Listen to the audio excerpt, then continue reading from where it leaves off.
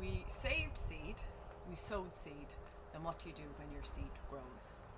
So in this tray, I have multi-sown different types of lettuce seed.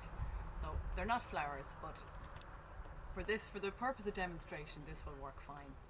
So some I'm happy to have lots of little plants in each module, but for some I want an individual plant. And if you're growing flowers and you multi-sow into modules, it's best if you thin it down to one per module, because then it makes it easier to pot on. And I'll just show you what I mean.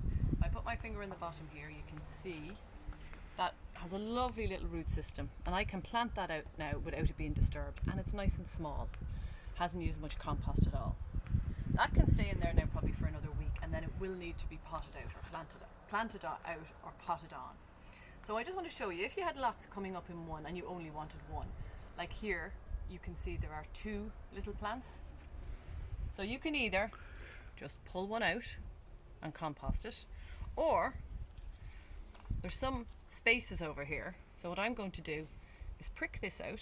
I'll hold it by the leaf, stick in my knife and just ease it out. So I'm trying to get a good chunk of root. I think the two of them are coming. Now, you can see that root here, and then I just tuck it in here, tuck in the root. And put a little bit more compost on top there. And then water it straight away. I'll just do another one, because that one was a little bit tricky. Here's another one here. Just ease it out, and you can actually feel when it kind of releases. I'm holding it by the leaf so that if it rips, it won't damage the plant. Another leaf will grow, rather than holding it by the stem, because if the stem snaps, that's the end of your plant. So you can pot them on into individual pots, so you can see how you'd end up with lots and lots of plants. So that is called pricking out.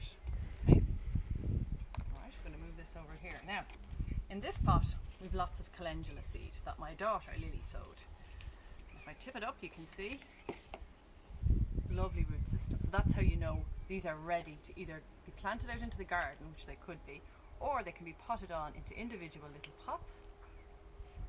Let's get a pot here. So you don't need to sieve the compost for this, because obviously there's no seed to come up. So I usually hold onto the plant so the compost doesn't get all over it, keeps it steady, and just fill in around it with compost. And then tap it down, leave a little bit more.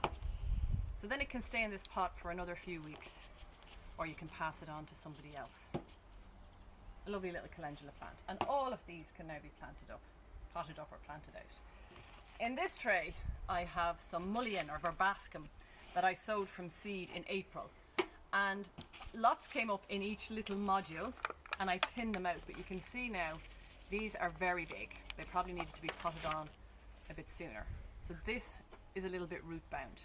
If I get it into a bigger pot, something like this,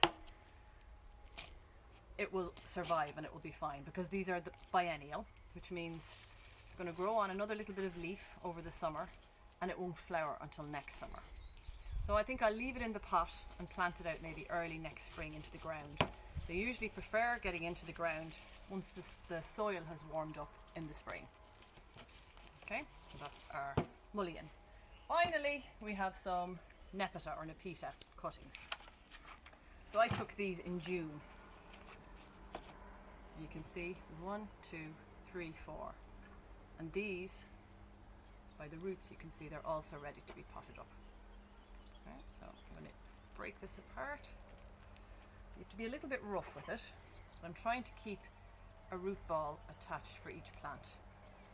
You can see all the roots on that. So this is going to need quite a big pot, because it's got quite a big root system. Okay, so again, we fill this pot up with compost, make a little dip in the center, hold on to the plant.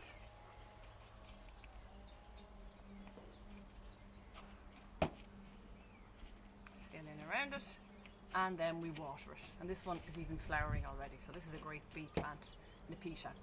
And that's it. You do have to take care of your cuttings after you've taken them, pot them up on time, and make sure to keep them well watered.